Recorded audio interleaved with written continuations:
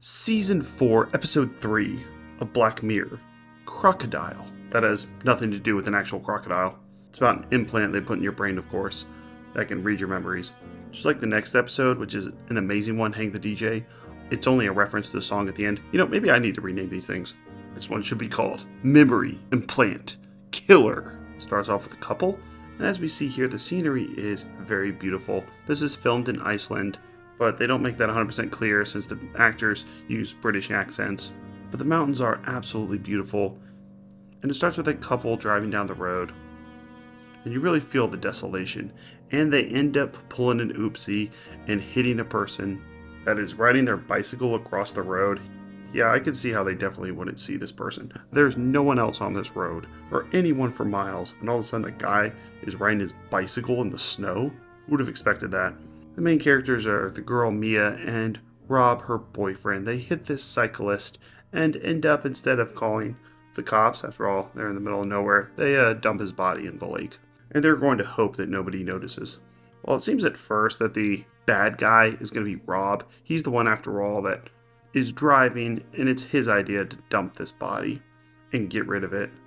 As the episode goes on, Mia really takes over the villain role. Pulls a bit of a bait and switch. And doesn't she look like the chick from High Tension? Mia is played by Andrea Riseborough, who has beautiful flowing hair, but for some reason they decided to cut it off for this episode. They're giving her more of a butch G.I. Jane look. Not sure I'd agree. She was in the movie Oblivion as Victoria, and recently in Goodbye June as Molly. We fast forward a little bit, and Rob is starting to really feel the guilt about running over this guy and just wants to send an anonymous letter to his family to let him know what happened. He's not necessarily confessing, but he's going to leave some traces.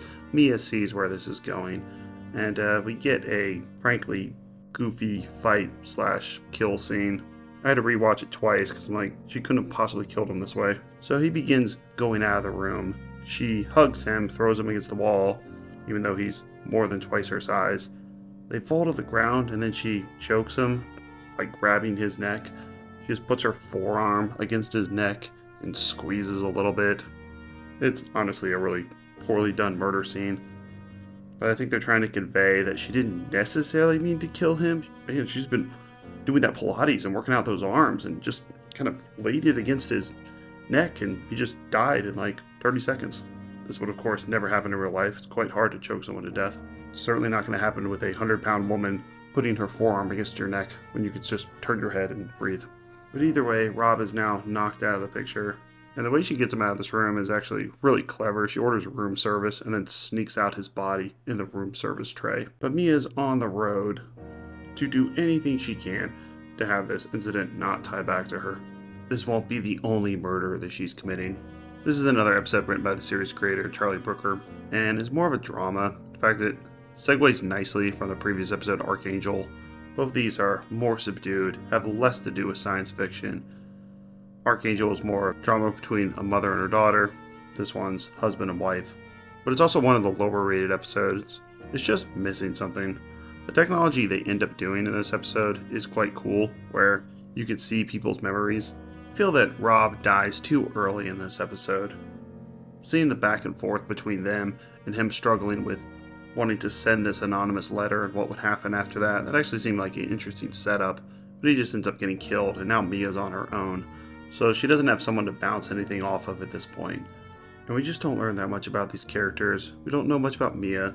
She's an architect. We don't really learn about this person that they accidentally killed, the bicyclist, even though Rob apparently has found information about their family. And the murder scenes aren't good enough for this to be an actual horror movie.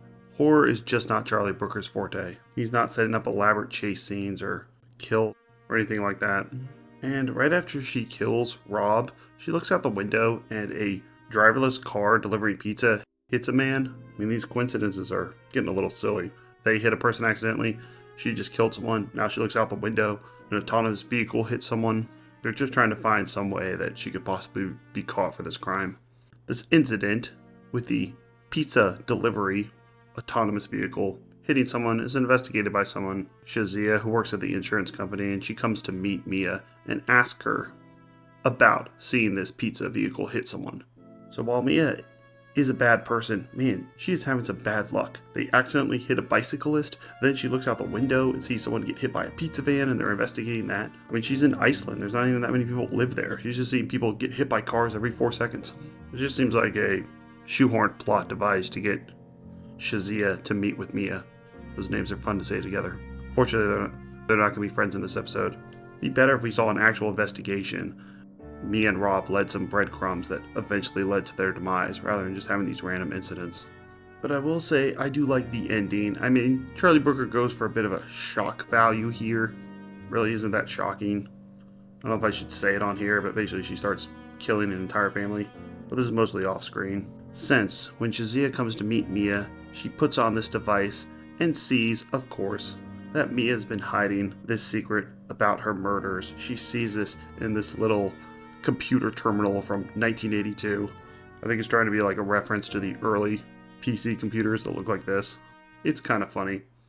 She attaches this to Mia and sees that she's been up to some bad things, tries to escape, gets kidnapped, and then Mia goes and kills her entire family to make sure there's no witnesses. There's one thing that is kind of cool about this technology is if you see someone do an act, in this case a murder, and then you try to hide that from the police, well, they can just attach this thing to your head and look through your memories and see if you actually did see this murder or not. And they can do this for anything.